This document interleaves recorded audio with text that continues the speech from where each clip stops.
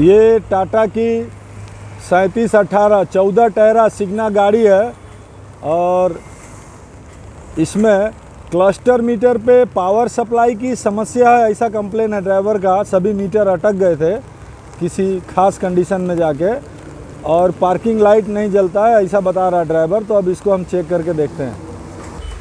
ये cluster metre पे चाबी ऑन करने के बाद लिफ्टर का और डायनेमो का लाइट जल रहा है, और यहाँ पे ये जो एक लाइट है हेवी मोड का ये जल रहा है, मतलब फ्यूल कंट्रोलर का हेवी मोड का लाइट जल रहा है, और डायनेमो का ये चार्जिंग नहीं बता रहा है वो लाइट जल रहा है, और लिफ्टर डाउन है ऐसा दिखा रहा है।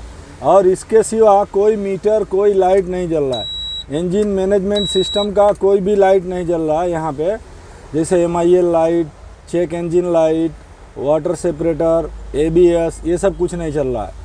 तो इसमें कभी भी BS4 गाड़ी हो या BS6 गाड़ी हो, पावर सप्लाई की कोई भी समस्या आती है तो ECM को बैटरी से एडिशनल सप्लाई आती है। 30-30 एम्पियर के 3 फ्यूज़ आते हैं, वो हेल्दी हैं कि नहीं उसको पहले चेक कर लेना है, और उसके बाद मेन फ्यूज़ चेक करना है, उसके बाद फिर दूसरा सब चेक करना है। वो इसलिए कि मिसाल के तौर पे अगर गाड़ी स्टार्ट नहीं होती है तो हमें सबसे पहले डीजल चेक करना चाहिए या बैटरी का वोल्टेज चेक करना चाहिए। तो उसी तरह से ये मेन सप्लाई सबसे पहले चेक करना रहता है इलेक्ट्रिकल काम के अंदर। इस गाड़ी में एक 30 एम्पियर का फ्यूज़ वहाँ पे लगा है, एक यहाँ पे लगा है, और एक इसके पीछे है। ये तीनों को हमने खोल के देखा, ये तीनों हेल्दी हैं, उनको साफ़ करके लगा दिया है। उसके बाद ये मेन फ्यूज़ यहाँ पे है, इसके भी निकाल के इसके अंदर का मेन फ्यूज़ साफ़ करके और इसको हमने लगा दिया है। अब देखते हैं हमारे मीटर में सप्लाई आया कि नहीं। अभी भी क्लस्टर मीटर में सिर्फ डायनेमो का लाइट, लिफ्टर का लाइट और हेवी मोड का लाइट जल रहा है बस। हमने सभी फ्यूज़ को चेक किया, छोटे फ्यूज़ में और बड़े में, किसी में कोई फ्यूज़ डैमेज नहीं है। एक 5 एम्पियर का फ्यूज़ उड़ा हुआ था छोटे वाले में, यहाँ पे हमारे पास नहीं था तो चेक करने के लिए हमने 15 को लगा दिया है, लेकिन उसको हम बाद में 5 एम्पियर का ही कर देंगे, क्योंकि अगर 5 एम्पियर की जगह हम 15 का लगाते हैं, वोल्टेज का प्रेशर तो सेम जाएगा लेकिन एम्पियर बढ़ेगा, जिससे जो भी यूनिट उस फ्यूज़ के ऊपर जिस भी यूनिट की सप्लाई रहेगी उस पर एम्पियर का लोड बढ़ेगा, जिससे वो यूनिट ख़राब हो सकता है और फ्यूज़ भी जल्दी नहीं उड़ेगा। तो इससे कभी भी जितने एम्पियर का फ्यूज़ हो वहाँ पे लगाए। इमरजेंसी के लिए हमने अभी डाल दिया है, थोड़ा बारिश हो रहा है और दुकान पे अभी अवेलेबल नहीं है, आएगा ऐसे हम डाल देंगे इसको। अभी ये सभी फ्यूज़ ओके होने के बाद हमको यहाँ पे कोई गड़बड़ी नहीं मिली है, और अभी भी हमारा सिर्फ डायनेमो का लाइट और हेवी मोड का लाइट और लिफ्टर का लाइट जल रहा है। समस्या अभी भी मिली नहीं है। इसके बाद हमने ये फ्यूज़ का कवर खोल दिया है चेक करने के लिए कि कोई वायर टूटा तो नहीं है। तो हटा लो। तो इसको हटाने के बाद हम यहाँ पे इस बंडल को बारीकी से निरीक्षण करेंगे। यहीं से वो वायर जाता है क्लस्टर मीटर को सप्लाई। तो इसके पीछे अगर कोई हिल के कोई वायर शॉर्ट सर्किट हो गया होगा तो वो गड़बड़ी हमें मिल जाएगी और फिर हमारा काम हो जाएगा। लेकिन इसको खोलने से पहले हम एक बार आगे का बोनट खोल के वहाँ से सप्लाई यहाँ तक आ रही है कि नहीं देखेंगे। यहाँ ये जो J2 कनेक्टर से और J1 कनेक्टर से जो वायर आए हैं क्लस्टर मीटर की तरफ जाने के लिए और फ्यूज़ बॉक्स में जाने के लिए, इसको भी हमने कपलर निकाल के साफ़ करके देखा, कोई वायर ब्रेक नहीं है, एक खाली बाईपास मिला है।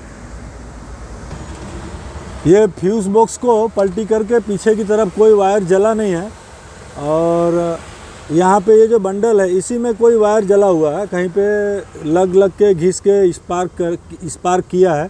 ऑपरेटर बता रहा था स्पार्किंग हुआ, उसके बाद ये मीटर में पावर सप्लाई आना बंद हो गया। हमने पूरे डैशबोर्ड को खोल के बाहर खोल दिया है, अब बाहर निकालने जा रहे हैं। उसके बाद इस बंडल को हम चेक करेंगे और यहाँ अंदर से कहीं से कटा तो नहीं है। यहाँ से मीटर खोलने के बाद और ये सब स्विच खोलने के बाद क्लस्टर मीटर बाहर आ रहा है। क्लस्टर मीटर निकाल के रख दिए हैं, अब डैशबोर्ड को बाहर निकालेंगे। लो बाहर लो, उठा के लो, जाने दो जाने दो जाने दो, पूरा आराम से, कचरा देखना उठा के, हाँ जाने दो, आने दो।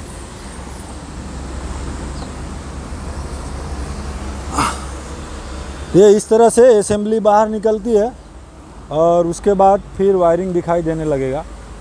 इस डैशबोर्ड को बहुत ज़्यादा कचरा है, हम इसको हवा भी मार के, फिटिंग से पहले हवा मार लेंगे। ये डैशबोर्ड को हमने निकाल दिया है। बाहर निकालने के बाद सभी वायरिंग दिखाई दे रही है। अब इसको थोड़ा कपड़ा मार लेंगे और हमारी वायरिंग कहाँ पे शॉर्ट है या टूटी है वो चेक कर सकते हैं सही से। इस गाड़ी में हमारा जो क्लस्टर मीटर पे पावर सप्लाई जाता है उसमें वायर जॉइंट तो था, लेकिन ये जो लाल वायर के ऊपर हरा पट्टी है इसमें पावर सप्लाई 24 वोल्ट का आता है, वो नहीं आ रहा था ये इसमें। और साथ साथ में हमारे स्कैनर के ये लाल वायर में जो काला पट्टी है उसमें भी पावर सप्लाई नहीं आ रहा था। हमारे स्कैनर के 24 वोल्ट का जो सप्लाई है लाल वायर में काला पट्टी, वो हमारे इसके ये हरे कलर का, थोड़ा सा यहाँ पे कलर का मिसमैच दिख रहा है वीडियो में, थोड़ा पकड़ा ना जिम भाई। ये जो वीडियो में हरा ब्लू दिखाई दे रहा है, एक्चुअली ये हरा है। ये आँख से देखते हैं तो हरा है, वीडियो में ये हल्का ब्लू के जैसा दिख रहा है। तो ये जो हमारा ईएमएस का रिले है, यहाँ से काले वायर में, स्कैनर के वायर में पावर सप्लाई जा रही थी। यहाँ से जब हमने छील के यहाँ से चेक किया तो यहाँ पे 24 वोल्ट का करंट आ रहा है, लेकिन स्कैनर में नहीं आ रहा था। तो ये जो वायर है ये आगे जाके ये यहाँ पे, ये मैंने अभी जॉइंट किया है, ये यहाँ से टूट गया था। ये लाल वायर में काला पट्टी ये वाला ये टूट गया था। कोटिंग लगा हुआ था, अंदर का तार टूट गया था, बॉडी में घिस के ये जो है इसका प्लास्टिक का कोटिंग था, कॉपर इसका टूट चुका था, कनेक्शन टूट गया था। तो यही काला पट्टी वाला जो लाल वायर है ये हमारे स्कैनर में आया हुआ है यहाँ से। तो ईएमएस के रिले से स्कैनर में भी आया है और यहाँ आगे जाने के बाद इसी में से वो जो हमारा मीटर का जो लाल वायर में हरा पट्टी दिख रहा है, इसमें भी 24 वोल्ट का करंट वहीं से आता है। बीच में से वायरिंग में से डबल जॉइंट करके आगे कई सप्लाई दिया जाता है। इसके वजह से क्लस्टर मीटर में, चाबी ऑन करो काका, ये अभी आ गया है। ये हमने ये वायर का कनेक्शन जोड़ दिया है इसमें।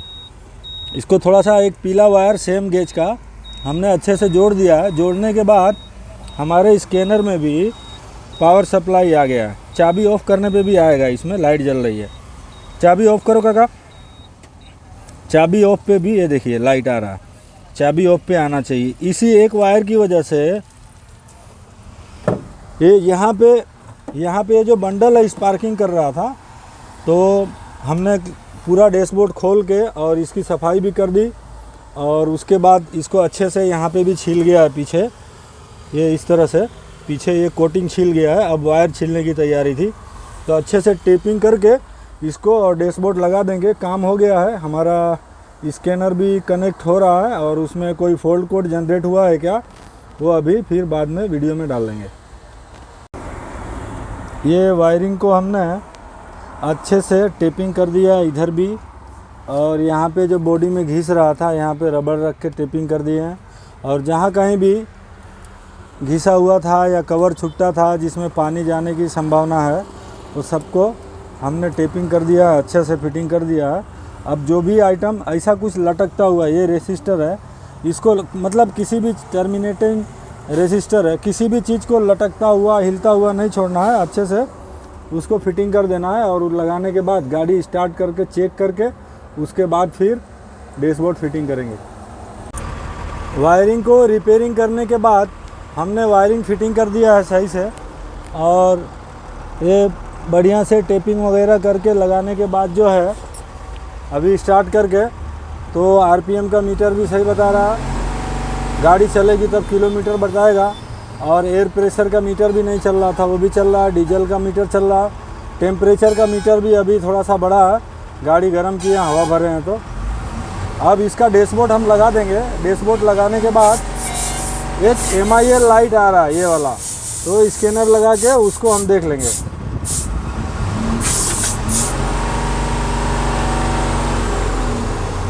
ये इस गाड़ी का डैशबोर्ड फिटिंग हो गया है और सभी स्विच वगैरह भी लग गई है और क्लस्टर मीटर भी वहाँ पे पावर सप्लाई आ रहा है। अभी गाड़ी स्टार्ट है और मीटर भी सभी काम कर रहे हैं। इसका काम हो गया है। एक MIL लाइट चालू है, लेकिन ये हमने स्कैन किया ये तो ये दिखा रहा है 19 इनएक्टिव फॉल्ट 0 एक्टिव, मतलब एक्टिव फॉल्ट कोई भी नहीं है गाड़ी में, समस्या नहीं है, लाइट चली जाएगी। और इनएक्टिव में है सभी फॉल्ट जो भी है। उसके बाद ये गाड़ी का जो क्लस्टर मीटर में वायरिंग की समस्या थी, तो कभी कभार 1 या 2 वायर ढूंढने के लिए भी लंबा से लंबा प्रोसेस फॉलो करना पड़ता है, और वो हमने किया और काम हो गया। अब ये गाड़ी जाने के लिए रेडी है।